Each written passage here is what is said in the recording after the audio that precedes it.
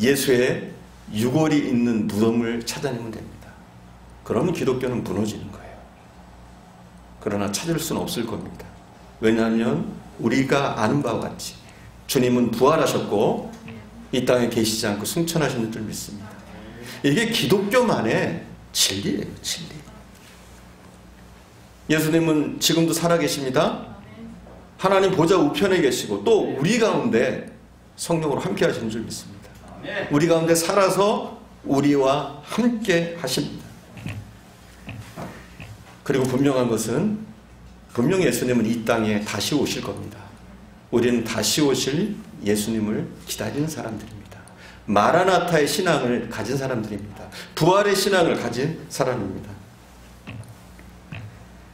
어떤 사람, 어떤 종교도 이 기독교를 흉내낼 수 없는 사실이 있어요.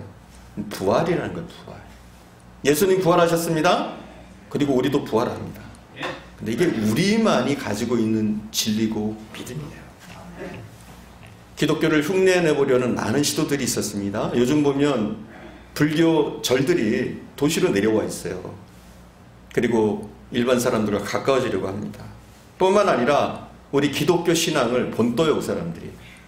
그래서 전에는 불교에서 일주일마다 한 번씩 예배가 있지 않았어요. 그런데 그들도 뭐라 하느냐, 우리처럼 주일날 예배를 드려요. 그리고 전에는 불경을 외웠잖아요. 근데 우리 기독교를 본따서 찬송가 대신 찬불가를 부릅니다. 그리고 우리를 본떠서 신방도 합니다. 구역예배도 해요. 흉내내고 있어요. 하지만 그들이 흉내낼 수 없는 사실이 있습니다. 부활입니다. 부활. 흉내낼 수 없는 분명한 사실은 석가모니는 이 땅을 창조하지 않았어요. 석가모니는 죽어서 무덤에 묻혔습니다. 그러나 우리 예수님은 천지를 창조하신 하나님이십니다. 그리고 이 땅에 계시지 않고 부활하셨고 승천하셨는 줄 믿습니다. 오늘 부활절이야말로 우리 기독교인들의 축제예요. 그리고 우리가 자랑할 만한 특권이고 진리인 줄 믿습니다. 본문은 이렇게 시작합니다. 본문의 시작은 예수님께서 부활하신 저녁입니다. 이미 이른 새벽 누가 이 부활을 목격했느냐? 여인들이 부활을 목격했어요. 그리고 여인들은 그 부활을 목격한 후에 다른 사람이 됩니다. 그리고 복음을 전하기 시작해요. 예수님 부활하셨다. 예수님 부활하셨다. 복음을 전하고 있어요.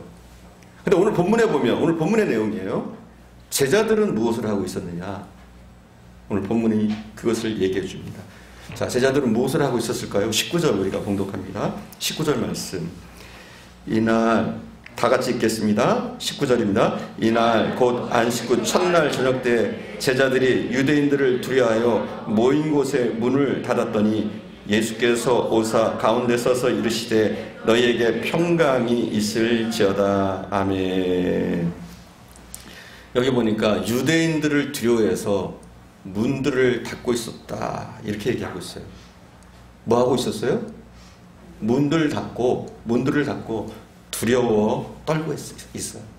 한마디로 두려워했어요. 떨고 있어요. 숨어 있는 거예요. 그냥 부활을 목격한 여인들이 복음을 전하고 있는데, 부활을 전하고 있는데 제자들이라고 하는 사람들이 무엇을 하고 있느냐? 모든 방문, 모든 문들을 다 걸어 잠그고 두려워서 떨고 피신해 있는 거예요. 여러분. 그들이 그렇게 피신해 있는 건 어쩌면 너무 자연스러운 현상일 수도 있어요. 왜냐하면 그 당시에 유대인들이, 로마군들이 이 제자들을 체포하려고 했어요. 그래서 혹시라도 잡히면 죽지 않을까, 고문당하지 않을까, 이런 두려움 때문에 모든 문들을 다 잠그고 파잠그고 두려워 떨고 있습니다. 오늘 본문을 잘 읽어보면 문이라고 읽기 쉬운데 문들이라고 표현하고 있어요. 문들. 무슨 말이냐면 2중, 3중으로 문을 걸어 잠그고 피신해 있었다는 거죠. 그 누구도 침입하지 못하도록, 그 누구도 그들을 잡으러 오지 못하도록 문을 꼭꼭 걸어 잠그고 기도한 것도 아니고 예배 드린 것도 아니고, 본문은 그렇게 얘기해요. 두려워 떨고 있었다. 이렇게 얘기합니다. 여러분, 부활을 경험하지 못하면 두려워 떠는 거예요. 우리가 부활을 경험하지 못하면 아무리 신앙이 좋은 제자라고 할지라도 두려워서 떨고 있는 거예요. 여러분, 우리가 부활을 경험하지 못하면 우리 속에 평안이 없습니다. 작은 일에 두려워 떱니다. 그들이 걸어 잠근 것은 다락방 문만 걸어 잠근 게 아니에요. 문들만 걸어 잠근 게 아니에요. 그들의 마음 문까지도 걸어 잠궜습니다. 마음의 쇠빗장을 단단히 치고 있어요. 그러니까 신앙이 들어올 틈이 없어요. 예수님이 들어올 틈이 없습니다. 그들이 어떻게 예수님을 만나요? 분명 여인들은 예수님을 만났잖아요. 그럼에도 불구하고 제자들이 예수님을 만나지 못합니다. 그냥 두려움에 사로잡혀 있어요. 바로 이때 예수님이 찾아오셨습니다. 그들 한가운데로. 예수님이 노크하고 누군가 문을 열어서 들어온 게 아니에요. 예수님이 문을 부수고 들어온 것도 아닙니다. 예수님이 두려워 떨고 있는 그들 가운데 호련히 임하셨어요. 이 모습을 통해서 우리의 부활체가 어떨 것인지, 부활한 후의 모습이 어떨 것인지 그것을 우리에게 암시해 줍니다. 부활체는 시공간을 초월해요. 문을 다 걸어 잠그고 있어도 수많은 문들로 겹겹이 쳐놔도 그 중앙으로 문 열 필요도 없이 들어올 수 있는 축제예요. 시공간을 초월한 모습입니다. 그래서 누가복음 같은 내용을 말씀하고 있는 누가복음 24장 37절에 보면 24장 37절에 보면 이렇게 얘기하고 있어요. 그들이 놀라고 무서워하여 그 보는 것을 영으로 생각하는지라. 자, 예수님이 그들 중앙에 딱 쓰셨어요. 갑자기 호련히 나타나셨어요. 그랬더니 제자들이 뭐라고 그래요? 예수님을 영으로 보는 거예요. 이건 좀 점잖은 말이고 그들의 느낌은 어땠느냐? 귀신인가? 그랬어요. 예수님의 귀신인가? 그리고 놀란 거예요. 그때 예수님이 그들에게 뭐라고 그러십니까? 너희에게 평강이 있을지어다. 할렐루야. 너희에게 평강이 있을지어다. 이 얼마나 제자들이 듣고 싶었던 말일까요? 두려워 떨고 있는 제자들을 안심시키기 위해서 너희에게 평강이 있을지어다 했을 뿐만 아니라 떠는 제자들에게 못 박힌 손을 보여주십니다. 그리고 그들을 안심시킵니다. 그들이 주님인 것을 확인하고 기뻐했지만 그들에게는 수치스러운 과거가 있어요. 수치스러운 과거. 주님이 잡히시던 날 배신하고 떠났던 그들의 과거 전혀 면목이 없습니다. 십자가에 신음하시면서 고통스러워하시면서 돌아가시는 예수님을 보면서 그들은 목 놓아 울지도 못했어요. 여자들과 무명의 제자들 그리고 아리마대 사람 요셉, 니고데모가 예수님의 장사를 위해서 장사를 치르고 있을 때 제자들의 모습은 보이지 않았습니다. 그러니 얼마나 부끄러워요. 예수님이 나타나셔도 부끄럽고 수치스럽습니다. 그러나 예수님이 나타나신 것은 그들의 잘못을 책망하려는 게 아니에요. 그들을 나무라는 게 아니에요. 그들이 잘못했다고 탓하는 게 아니에요. 예수님이 뭐라고 그럽니까? 너에게 평강이 있을지어다. 이건 뭐냐면 용서예요. 너에게 평강이 있을지어다. 용서하시는 거예요. 너에게 평강이 있을지어다. 그들의 두려움을 몰아내 주시는 거예요. 너에게 평강이 있을지어다. 그들의 의심이 사라지게 하는 거예요. 공포에 사로잡혀 있었던 제자. 주님이 말씀하실 때, 선언하실 때, 너에게 평강이 있을지어다 하실 때 그들의 죽음의 두려움이 사라집니다. 이 너에게 평강이 있을지어다 이 말을 주님이 여러 차례 반복하셔요. 우리가 21절 봉독할까요? 21절 함께 봉독합니다. 21절 함께 봉독합니다. 예수께서 또 이르시되 너희에게 평강이 있을지어다. 아버지께서 나를 보내신 것 같이 나도 너희를 보내노라. 아멘. 너희에게 평강이 있을지어다. 너희에게 평강이 있을지어다. 계속해서 예수님은 제자들에게 평강을 선언하십니다. 그 순간 공포는 사라지고 두려움은 끝이 나고,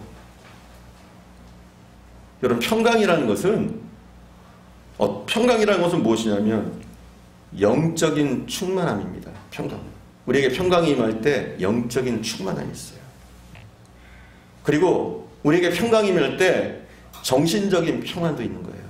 우리에게 평강이 임할 때 육체적인 건강도 임하는 거예요. 우리에게 평강이 임할 때. 그리고 우리에게 평강이 임할 때 우리의 삶이 풍요로워지는 거예요. 물질이 있어서가 아니라 예수의 평강이 우리에게 임하면 우리의 삶이 풍요로워지는 거예요, 여러분. 물질이 있고 권력이 있어서 우리가 풍요로운 게 아니죠. 평안한 게 아니죠. 예수님의 그 평안함이 우리에게 임하는 그 순간, 우린 세상의 모든 두려움, 공포, 염려, 불신앙, 이 모든 것들이 사라지는 평안을 경험하게 되는 줄 믿습니다. 혹시 이 순간 예수님을 믿는다고 하면서도 예수님의 부활을 믿지 못하는 분들이 있습니까? 아직까지도 환난 가운데, 시련 가운데, 아픔 가운데 무력하게 살아가시는 분들이 있습니까? 주님이 선언하십니다. 너에게 평강이 있을지어다. 여러분의 모든 두려움을 내어 쫓기 바랍니다. 실패 아픔들 내어 쫓기 바랍니다. 마음의 상처들 내어 쫓기 바랍니다. 여러분 속에 있는 절망들, 실패에 대한 두려움들 모두 여러분 쫓아내시기 바랍니다. 주님이 선언하십니다. 너에게 평강이 있을지어다. 이 부활주일의 아침 여러분을 축복합니다. 평강이 있을지어다. 여러분 잠깐 옆에 분한테 한번 해보실래요? 평강이 있을지어다. 평강이 있을지어다. 주님이 이렇게 선언하십니다. 평강이 있을지어다. 여러분 우리는 더 이상 환경에 매일 사람들이 아니에요. 절망하고 앉아있을 사람들이 아니에요. 우리 속에 예수 그리스도의 평강이 임하는 순간 우리의 모든 두려움, 근심, 염려, 불신앙, 또 누군가를 미워하고 있는 그런 감정들, 그 모든 것들이 사라지고 주님의 평강이 우리에게 임하는 줄 믿습니다. 자, 우리는 평강하길 원해요. 그죠? 혹시 여러분 가운데 나는 평강이 싫다 그런 분 있어요? 나는 평강보다 두려움이 더 좋고 공포가 더 좋고 그런 분은 없을 거예요. 누구나 평강을 원합니다. 근데 우리가 평강을 잃어버리는 이유가 뭘까요? 왜 우리가 평강을 잃어버릴까요? 죄 때문입니다. 죄. 죄가 우리에게서 평강을 빼앗아 갑니다. 우리가 언제부터 평강을 잃어버렸습니까? 언제부터 우리에게 주셨던 샬롬을 잃어버렸습니까? 언제부터? 창세기에 나와요. 창세기. 창세기에 보면 하나님께서 아담과 하와에게 에덴 동산을 주셨습니다. 행복하게 살았습니다. 그러나 그들 가운데 죄가 임할 때 그들이 안절부절 못합니다. 평강을 잃어버리게 됩니다. 그리고 인간은 탐욕스러운 존재가 되어지고, 그리고 그 탐욕과 악은 분쟁과 계속되는 제약을 낳게 됩니다. 그리고 하나님과의 평화가 깨지고 사람과의 평화가 깨지고 사회의 평화들이 이 죄 때문에 파괴됩니다. 그래서 오래전에 이사야 선지자는 이렇게 말했습니다. 악인은 평안함을 얻지 못하고 내 하나님의 말씀에 악인에게는 평강이 없다 하셨느니라. 누구에게 평강이 없어요? 악인에게는 평강이 없다는 거예요. 여러분 세상의 악인들을 부러워하지 마세요. 그들이 조금 더 돈이 많다고, 그들이 조금 더 권력을 가졌다고, 그들이 조금 더 우리 눈에 볼 때 행복하게 보인다고 할지라도 부러워할 필요가 전혀 없어요. 내일 당장 도살장에 끌려가는 돼지가 진주 목걸이를 했다고, 다이아몬드 팔찌를 했다고 여러분 부러워하겠어요? 아니잖아요. 여러분 부러워할 필요가 없어요. 악인에게는 평강이 없습니다. 죄는요 우리의 평강을 깨트리는 원인이 되어지는 거예요. 근데 우리에게 부활신앙이 있을 때 두려움을 넘어서서 우리에게 모든 두려움을 이길 수 있는 평강이 우리에게 임하는 줄 믿습니다. 주님이 너에게 평강이 있을지어다 말씀하셨습니다. 자, 평강이라는 것이 우리가 평강해지고 싶다고 평강해지나요? 내가 평안해지고 싶다 그래서 평안해지나요? 아마 여러분이 마음먹은 대로 평안해질 수 있었다면 여러분이 절망하고 두려워하지 않아요. 하지만 우리는 평안하고 싶지만 우리는 평안하지 않을 때가 많습니다. 왜냐하면 평강은 그냥 주어지는 게 아니에요. 오늘 본문에 보니까 그래요. 평강은 누가 주시느냐? 성령이 우리에게 주신다 말씀하고 있어요. 우리에게 성령이 임할 때, 우리가 성령으로 충만할 때, 성령이 우리를 만지실 때 우리에게 평강이 있다 이렇게 말씀하고 있어요. 오늘 본문은 그래요. 22절입니다. 함께 봉독합니다. 22절 말씀. 이 말씀을 하시고 그들을 향하사 숨을 내쉬며 이르시되 성령을 받으라. 아멘. 주님이 평강을 선언하십니다. 그리고 그걸로 끝나는 게 아니에요. 숨을 내쉬며 가라사대 성령을 받으라 말씀하셔요. 그때 진정한 평안이 임하는 거예요. 여러분, 성령이 임해야 우리가 평안해지는 거예요. 성령이 임해야 연약한 우리가 강해지는 거예요. 성령이 임해야 슬픔에 빠졌던 우리가 기뻐지는 거예요. 성령이 우리에게 임해야 냉혈하니 따뜻한 사람이 되어지는 거예요. 성령이 우리에게 임해야 교만했던 사람이 겸손한 사람이 되는 거예요. 평강이 임해야 우리의 두려움이 평강으로 바뀌는 거예요. 평강이 임해야 비겁했던 그 제자들, 배신자였던 그 제자들이 영광스러운 천국의 사도로, 순교자로 세워지게 됩니다. 숨을 내쉬며 이르시되, 이렇게 말씀해요. 오늘 본문에 보니까 숨을 내쉬며 이르시되, 그분의 숨은 도대체 무엇일까요? 예수님의 숨은 무엇일까요? 창세기에 보면, 여러분 창세기 아시죠? 창세기에 보면 인간이 어떻게 지어졌습니까? 우리가 잘 알죠? 흙으로 빚으셨어요? 그리고 그걸로 끝났습니까? 예, 하나님께서 그 코에 생기를 불어넣었다, 이렇게 얘기하고 있어요. 그런데 이 땅에 죄악이 들어온 후에 하나님의 생기가 빠져나갑니다. 우리에게서. 여러분, 하나님의 생기가 빠져나간 사람은 뭡니까? 존재가? 뭐예요? 흙이에요. 흙. 쓸모없는 흙이 되는 거예요. 우리의 몸에서, 우리에게서 성령이 빠져나가면, 하나님의 영이 빠져버리면 그냥 흙이에요. 단순한 아무 쓸모없는 흙. 우리는 우리의 죄악 때문에 하나님의 영을 잃어버렸던 사람들이에요. 흙이었던 사람들이에요. 근데 예수님이 이 땅에 오시고 십자가에 달리시고 우리를 위해서 부활하셨습니다. 그 예수 그리스도를 믿을 때, 예수님의 평강을 선언하실 때, 우리에게 성령을 주실 때, 성령을 받으면 우리 속에 그 생기가 임하는 거예요. 하나님의 영이 임하는 거예요. 그리고 그때부터 우리는 리빙 소울이 되어지는 거예요. 살아있는 사람이 되어지는 거예요. 성령이 임하지 않으면 그냥 흙이에요. 한마디로 흙이라는 건 뭐냐? 동물이라는 거예요. 여러분. 동물. 사람이 동물과 똑같아진다는 거예요. 숨을 내쉬며 가라사대 성령을 받으라. 여러분, 이걸 보시면서 뭐 연상되는 게 없어요? 에스겔 골짜기에 보면 마른 뼈들이 있습니다. 그때 하나님께서 에스겔 선지자에게 말씀하시죠. 너는 선언해라. 그랬더니 에스겔 선지자가 선언합니다. 생기야 사방에서 불어와서 사망을 당한 자들에게 불어서 저들을 살게 해라. 그랬더니 그들에게 성령이 임하니까, 생기가 임하니까 그 마른 뼈들이 일어나서 군대가 되어진다. 이 말씀 하시잖아요. 그렇습니다. 우리에게 성령의 호흡이 들어오는 순간 우리가 진짜 살아있는 사람이 되는 거예요. 진짜 살아있는 사람.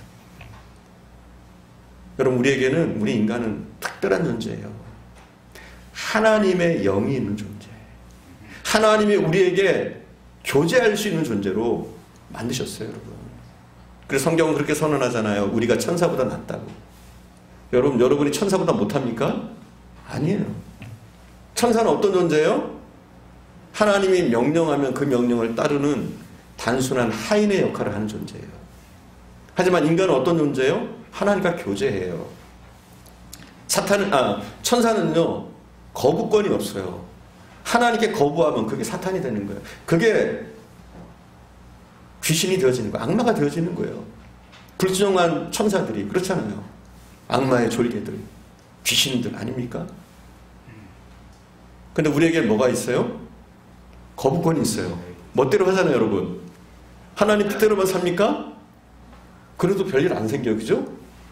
갑자기 우리가 악마가 된다거나 그렇게 안 생겨요. 그러니 우리가 훨씬 더 천사보다도 귀한 존재, 하나님이 그렇게 귀중한 존재로 저와 여러분을 여기시는 줄 믿습니다. 우리는 귀한 존재예요. 그래서 하나님과 교통하고 교제하는 존재입니다. 특별히 하나님의 영이 임하면 하나님의 뜻을 우리가 알고 하나님과의 진정한 교제가 이루어지는 리빙 소울로 살게 되는 거예요. 여러분, 우리 주님께서 우리에게 성령을 부어주시길 원하십니다. 성령을 부어주실 때 여러분 들이마십시오. 성령을 받으십시오. 성령의 호흡을 하십시오. 이제 단순한 육체로 사는 것이 아니라 흙으로 사는 것이 아니라 성령의 사랑으로 사시길 바랍니다. 그렇게 될 때 우리가 주님의 제자로 설 수 있어요. 그렇게 될 때 성령의 사람으로, 하나님의 부르심을 입은 사람으로, 하나님의 자녀로 사는 거예요. 뿐만 아니죠. 성령 받은 사람만이 성령의 바람을 일으키는 사람이 될 수 있는 거예요. 우리는 성령을 받은 사람입니다. 예수 그리스도께서 선언하실 때 우리는 성령 받은 사람입니다. 우리가 예수 그리스도를 구주로 받아들일 때 우리 안에 성령이 임해서 우리가 고백하게 된 줄 믿습니다. 그리고 성령 받은 우리는, 주님으로부터 평안함을 받은 우리는, 평강의 은혜를 받은 우리는, 평강의 능력을 받은 우리는 또 이 평강을 전할 권세가 있는 거예요. 23절을 우리가 함께 봉독하겠습니다. 23절. 너희가 누구든지 누구의 죄든지 사하면 사하여질 것이요 누구의 죄든지 그대로 두면 그대로 있으리라 하시니라. 아멘. 우리에게 평강을 주셨어요. 우리에게 성령을 주셨어요. 그래서 우리의 모든 죄악이 사해졌습니다. 할렐루야. 예수 그리스도의 십자가로, 그 부활로 우리의 모든 죄가 사해졌습니다. 우리 안에 성령께서 임할 수 있게 됐습니다. 그뿐만이 아니에요. 우리는 어떤 사람들이 됐느냐? 우리는 권세를 가진 사람들이 됐어요. 어떤 권세를요?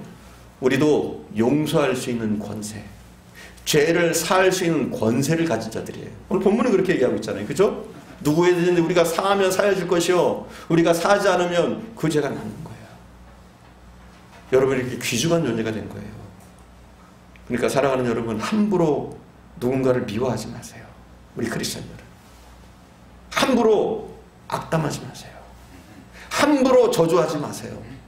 왜냐하면 우리에게 권세가 있어요. 그러니까 우리가 저주하면 그 사람이 저주받는 거예요. 우리가 잘못 그를 미워하면 그에게 하나님의 저주가 임하게 됩니다. 그래서 우리가 굉장히 조심해야 돼요. 권세가 있기 때문에. 우리가 용서하면 그 사람이 용서받고 주님께로 돌아올 수 있어요. 그만큼 우리의 권세가 대단한 거예요. 예수 그리스도로 말미암아 성령 받은 우리의 권세, 하나님의 자녀가 된 그 권세가 대단한 거란 말이에요. 그래서 오늘 본문은 분명히 말씀합니다. 누구의 죄든지 너희가 사하면 사해질 것이요 사하지 않으면 그대로 있다 말씀하십니다. 그리고 특별히 누군가를 용서하고 그들을 구하고 싶다면 복음을 전하는 거예요. 복음이야말로 사죄의 권세 아닙니까? 기독교는 십자가로 끝나는 종교가 아닙니다. 부활과 승천으로 이어져야 돼요. 죽음으로 끝나면 안 돼요. 우리에게는 죽음 이후가 있어요. 오늘 대표 기도를 하셨던 우리 황인목 집사님이 죽음 가까이까지 가보셨어요. 그래서 오늘 부활절날 기도하시는 게 굉장히 뜻이 있더라고요. 죽음을 거의 경험해 보시고 부활하시듯이 이렇게 돌아오셨기 때문에 누구보다도 그 경험을 하셨을 거예요. 우리는 죽음으로 끝나는 게 아니에요. 다시 부활합니다. 이게 우리의 능력이고 우리의 소망이고 우리의 기대입니다. 예수님이 부활하셨습니다. 그리고 분명한 것은 우리도 부활합니다. 부활이야말로 거짓 종교와 참 종교의 차이점입니다. 좌절과 희망의 갈림길입니다. 죽음과 영생의 이 갈림길이에요. 부활을 경험한 제자들은 달라집니다. 그들이 어떤 제자들입니까? 예수님이 죽는 그 최악의 순간에도 자신들 살겠다고 뿔뿔이 흩어졌던 제자들입니다. 그런데 부활하신 주님을 만난 다음에 그들이 달라집니다. 주님의 평안이 그들에게 임한 이후에, 그들에게 성령이 임한 이후에 그들은 정말 딴 사람이 되어집니다. 그들은 더 이상 두려워 떠는 제자들이 아닙니다. 더 이상 문들을 걸어 잠그고 그곳에 모여서 목숨을 살리겠다고 조마조마한 가슴을 안고 살아가는 사람들이 아닙니다. 초대교회 역사에 의하면 베드로는 로마에서 전도하다가 베드로는 십자가에 거꾸로 못 박혀서 숭배했다 그래요. 그리고 안드레라는 사람은 헬라에서 전도하다가 X자형 십자가에 못 박혀 죽었어요. 이 두 사람의 공통점은 뭐냐? 사실은 십자가는 똑같은 거잖아요. 근데 그들은 나는 예수님과 똑같이 그런 십자가에 죽을 수 없다. 그래서 한 사람은 거꾸로, 한 사람은 X자형 십자가에 순교를 했어요. 뿐만 아니죠. 요한은 에베소에서 전도하다가 그도 붙잡혔습니다. 그래서 펄펄 끓는 불가마로 던져집니다. 그런데 신기하게도 그는 죽지 않아요. 그를 여러 차례 죽이려고 시도했지만 죽지 않아요. 그래서 결국 요한은 반모섬의 유배를 받았습니다. 대부분의 제자들이, 모든 제자들이, 요한을 제외한 모든 제자들이 죽임을 당했어요. 목뱀을 당하고 칼에 찔리고 돌에 맞고 불에 타 죽었습니다. 그러면서도 그들은 예수를 부인하지 않습니다. 더 이상 도망가지 않습니다. 무엇이 그들을 이렇게 변하게 했을까요? 그들의 부활신앙, 부활에 대한 확신, 죽음 다음에 있을 영광, 그 부활을 바라보니까 그 모든 어려움과 고통들, 두려움을 다 이길 수 있었던 거예요. 초대교회 신앙을 한마디로 얘기한다면 부활신앙이에요. 우리가 가져야 될 신앙, 참신앙이 무엇이냐? 부활신앙이에요. 만약 이 땅에 다라고 한다면 우리도 세상 사람들처럼 살아갈 거예요. 이 땅의 성공, 이 땅의 부귀, 이 땅의 향락을 추구하면서 살 거예요. 하지만 우리가 사는 것이 죽음으로 끝나는 것이 아니기 때문에, 부활이 있기 때문에, 영원한 생명이 있기 때문에, 부활의 신앙을 갖고 있기 때문에 우리는 이 땅에 살 때 하나님의 자녀로, 성령의 사람으로 살아가는 줄 믿습니다. 사랑하는 여러분, 이 시간 예수 그리스도의 평강이 저와 여러분에게 임하기를 간절히 축원드립니다.